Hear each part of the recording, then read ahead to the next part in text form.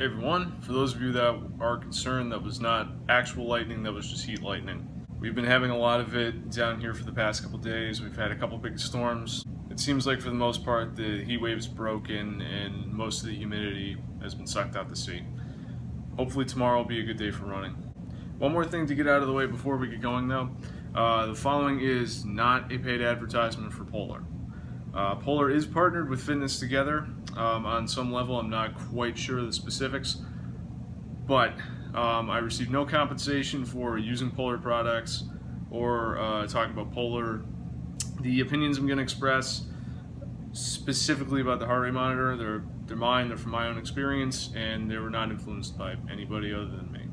With that out of the way, let's get rolling. What I'm going to talk about today is heart rate monitoring and its importance in training. So heart rate monitoring is the use of an electronic device to measure the heart rate. It can be done with a band across the chest, or in this case, I don't know if the camera's going to focus, with this watch on my wrist.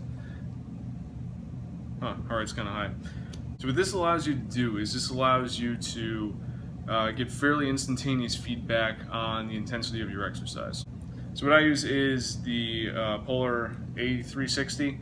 I got it through Fitness Together when we announced our partnership back in February, and we even got to beta test some of the other heart rate monitors, such as the H7. For me, running without using a heart rate monitor is kind of like driving a manual transmission car without using a tachometer or a way to gauge the RPMs. Meaning that it can be done, but it's just better to use something that gives you that instant feedback and lets you know what you need to know. It helps gauge effort, it helps gauge intensity and your body's response to it. It can also be used as an early indicator for fatigue. Brooke has noticed this when she's running, that the longer her runs go on, the higher her heart rate tends to go. And Brooke, yes, that is a function of fatigue, especially when you're running a marathon. Fatigue obviously comes into play. So as you burn through your stored energy, your body has to work harder to replenish them and keep you moving. Because your body's doing more, heart rate goes up. It's as simple as that. So that covers what I would consider passively using a heart rate monitor.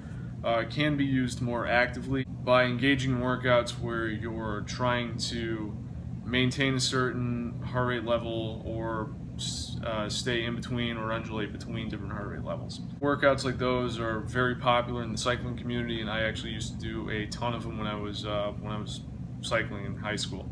So how we use it at Fitness Together is similar to how I use it for myself when I'm out running, is that we're using it to kind of gauge the intensity, get feedback on how the workout's going pretty much then and there. This allows us to know if we're pushing our clients too hard, if we're not pushing our clients enough, and it's just another tool that allows us to get our clients the results they're looking for or the results they need. With me personally, it lets me know that I'm maintaining a good pace. I typically try to stay within a zone that's about 80 to 90% of my max heart rate, and this is indicated by the yellow zone with Polar. I like Polar's system, how they use colors. Gray is not really doing anything, blue is like walking, green would be light cardio, yellow is intense cardio, and red is anaerobic, but I'll go into that later. So I typically try to stay in the yellow zone because at that intensity, my body is effectively using all the oxygen and the exercise is considered aerobic. Aerobic exercise is less taxing on the body, it's less taxing on the energy systems, and it's sustainable.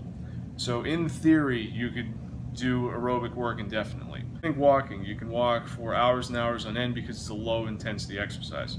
The higher intensity, the harder it is to maintain for long periods of time. So because obviously endurance and maintenance of pace is a huge factor in marathons, making sure I'm at a level where I'm aerobic is extremely important, especially when I'm going out and doing longer training runs like last Saturday when I did 13 miles. I was trying to stay in the lower end of the yellow zone for most of the run, which was tough because of the heat. As we mentioned in Training Diary 3, the hotter it is, the harder your body has to work to cool itself off, the more heart rate goes up, and also the harder it is to maintain pace. When I don't maintain pace, or if I speed up too much, my heart rate will tip up into the red zone, which means I'm currently anaerobic, which means my body isn't fully using all the oxygen I'm intaking just because the effort is too much. And through training, I've actually gotten to the point where I can kind of guess my heart rate. So I can run for a period of time, and just based off how I'm feeling after a couple minutes of not checking, I can actually sort of gauge where my heart rate is. So this can help your strategy in a number of ways. You can either, like me, leave a little bit in the tank for finishing, which I did in the Parkway Classic. I was actually running in the green zone, which is a lower intensity than the yellow for a good portion of the race. And what that allowed me to do is actually finish strong over the last mile and a half. Or you can use that same approach for difficult sections of a race. For example, the Boston Marathon, Heartbreak Hill. If you're watching your heart rate, you can gauge the intensity going up to that, and you can leave a little bit in the tank so you can get up and over Heartbreak Hill. So using this, especially in my training runs and my shorter training runs, I'm usually not too concerned about heart rate. So for example, on Sunday, it'll be a 5-mile run. I'll be monitoring my heart rate just to record some data, but I won't be staying on top of it as much as I would with a longer run. So now on to the specifics of the monitor I use. Like I mentioned before, it's the Polar A360 watch. It looks like that on my wrist. It's an extremely good watch. The optical heart rate works perfectly. It's a little more accurate with steadier work, such as running. I haven't tried it cycling yet. It seemed to work pretty well on the elliptical. It might not be that accurate with stuff like lifting.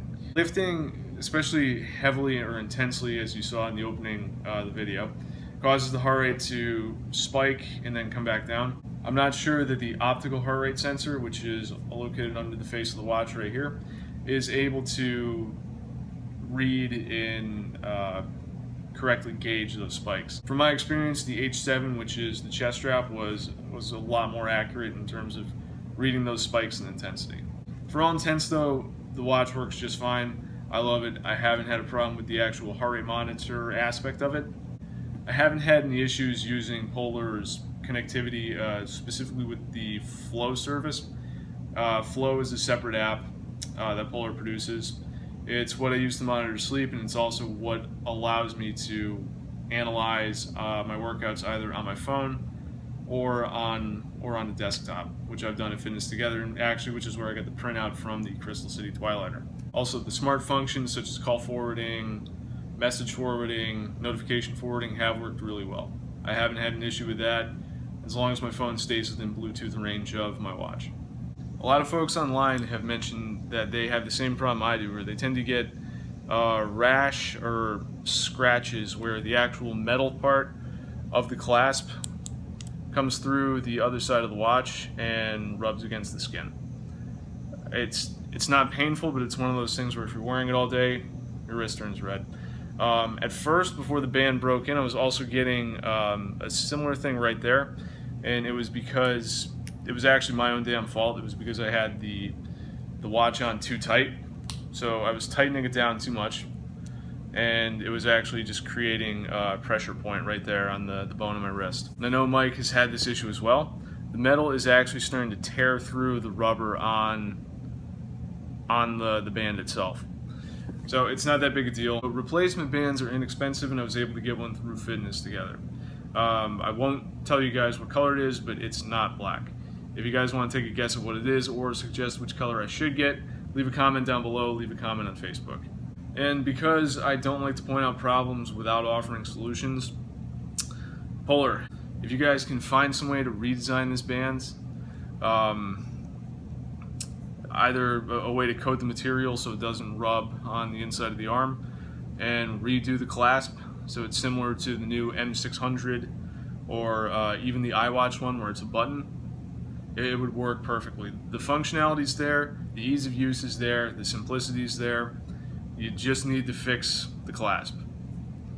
Also, add a stopwatch function. So anyway, that's all for today, guys. I hope this helped. I apologize I didn't go too specifically into heart rate zones and heart rate monitoring. If you want to hear more about that, I'll probably address it in a future video. The next video will be a special edition for all the runners who are part of Brooke's team, but it will still be informative for you guys as well. If you have any suggestions or things you want to see in the future, please don't hesitate to leave a comment on either the YouTube page or on Facebook. Either one works just fine. I'll be able to get to it nonetheless. The link to my fundraising page will be down below. Fitness Together Alexandria's page will be down below as well. Thank you guys very much for the push and donations. Every dollar counts. Please keep those donations coming in, guys. The marathon is fast approaching. It'll be here in 10 weeks. And a big thank you to everyone who has generously donated in the past. Thank you all very much. Share this video to everybody you know. Comment, like, subscribe. Share this on Facebook, whatever platform you guys use. And I'll see you guys probably next week at some point.